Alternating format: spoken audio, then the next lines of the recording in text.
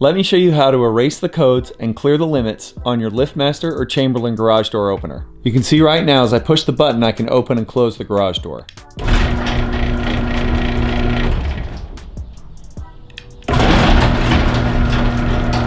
When you clear the codes off of your opener, that makes it so that your remote, your keypad, or anything that's connected to it wirelessly stops working.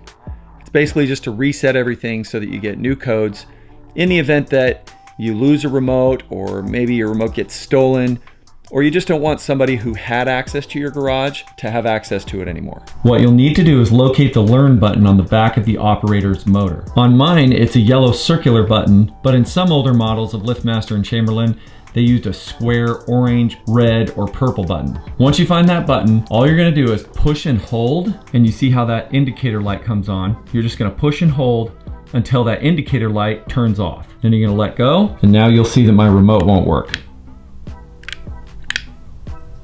Now that your codes are clear, you can reprogram any remotes or keypads or anything else wireless that you want to your opener. If you have any problems with your garage door or garage door opener, please contact us today.